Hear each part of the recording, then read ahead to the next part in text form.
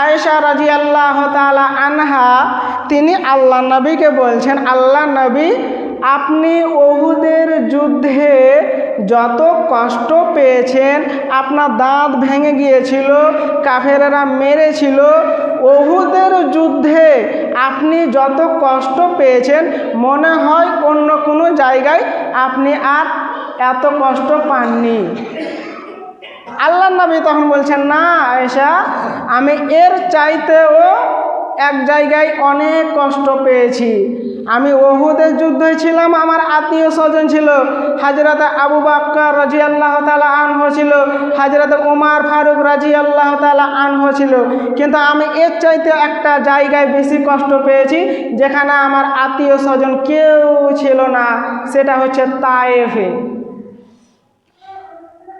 মক্কায় যখন ইসলাম প্রচার করতে লাগলেন আল্লাহ নবী, মক্কাতে বেঈমান কাফেরেরা অত্যাচার শুরু করে দিল, জুলুম শুরু করে দিল, তখন আল্লাহ নবী তায়েফ গেলেন তায়েফবাসীকে ইসলাম প্রচার করার জন্য।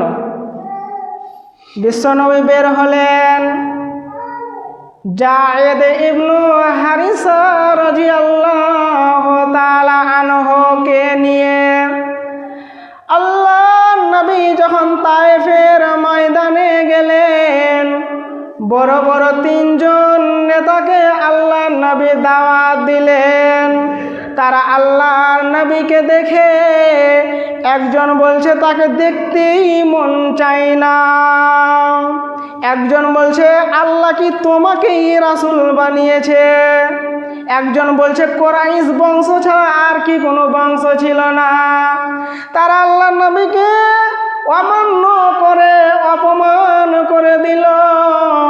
তারা শহরের ভিতরে যতগুলো তাদের দাস ছিল, যতগুলো ছেলে মেয়ে ছিল, সবাইকে এলান করে দিল যে এই লোকটাকে তোমরা মেরে এই শহর থেকে তোমরা বের করে দাও।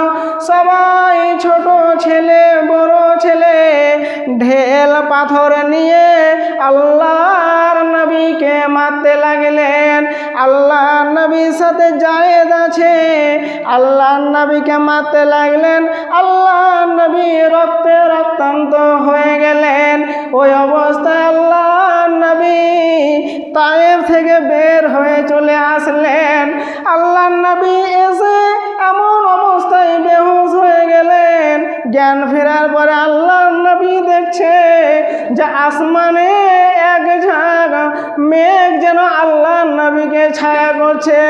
আল্লাহর নবী ওপরে তাকালেন তো জিবরাইল আলাইহিস সালাম দাঁড়িয়ে আছে। আল্লাহর নবীকে বলছেন, ইয়া রাসূলুল্লাহ, আপনি তায়েফে গেছিলেন, আপনি কি ব্যবহার করেছেন আর কাফেররা আপনার সাথে কি ব্যবহার করেছে? আল্লাহ সব দেখেছে, আল্লাহ আমাকে পাঠিয়েছে। আল্লাহ নবী, আল্লাহ তাবারক ওয়া তাআলা পাহাড়ের ফেরেশতাকে পাঠিয়েছে, আপনি তাদের সাথে কথা বলেন। পাহাড়ের ফেরেশতারা এসে আল্লাহ নবীকে বলছেন, আসসালামু আলাইকুম। আল্লাহ নবী জবাব দিলেন। জবাব দেওয়ার পর আল্লাহ নবীকে ফেরেশতারা বলছেন, হে মুহাম্মদ সাল্লাল্লাহু আলাইহি ওয়াসাল্লাম, আপনি তায়েফে গেছিলেন, আপনার সাথে কি আচরণ হয়েছে আল্লাহ সবই দেখেছে, আমাদেরকে পাঠিয়েছে। আপনি শুধু একবার বলেন, আমরা পাহাড়ের চাপ দিয়ে তায়েফবাসীকে ধ্বংস করে দেব।